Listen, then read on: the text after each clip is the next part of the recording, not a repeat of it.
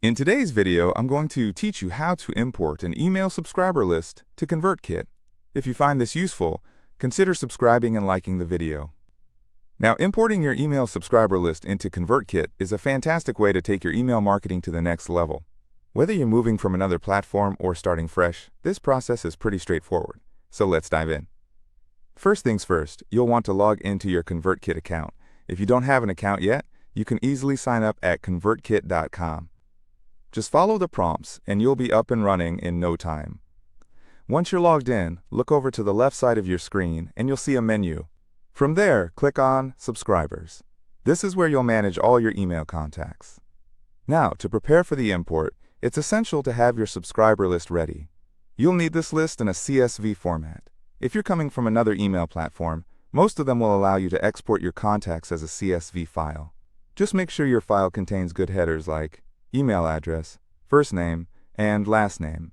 This will help ConvertKit organize your data correctly. If you haven't yet prepared your CSV file, now's the time to do it. Open your spreadsheet software, whether it's Excel, Google Sheets, or something else, and ensure your columns have the appropriate headings and that each subscriber's details are filled out correctly.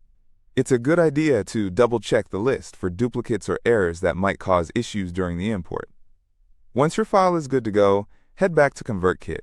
When you're on the Google Subscribers page, look for a button that says Import Subscribers. You'll usually find it in the top right corner of the screen. Go ahead and click that. A new window will pop up prompting you to upload your CSV file. Click on Choose File or Browse, depending on your setup, and locate your subscriber list on your computer. Once you've selected it, click on Open. ConvertKit will take a moment to process your file. After it finishes, you'll see a screen where you can map your fields. This is important. Here's where you'll align the data in your CSV file with the fields in ConvertKit. For example, if you have a column labeled email address, make sure it corresponds to ConvertKit's email field.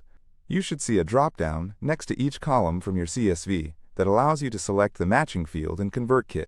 If you have any custom fields, you can also create those here, enabling you to segment your subscribers later on. Once you've matched everything up correctly, look for the button that says Import. Click that, and your list will start importing into ConvertKit. Depending on the size of your list, this might take a few moments.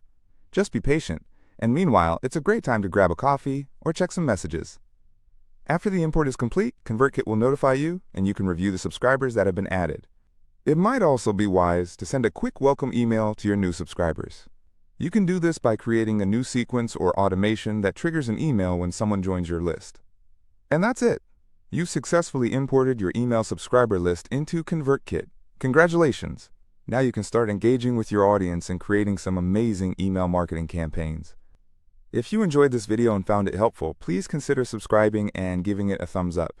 Your support encourages me to create more helpful guides like this. If you have any questions or if there's anything more you'd like to learn about ConvertKit or email marketing, drop a comment below.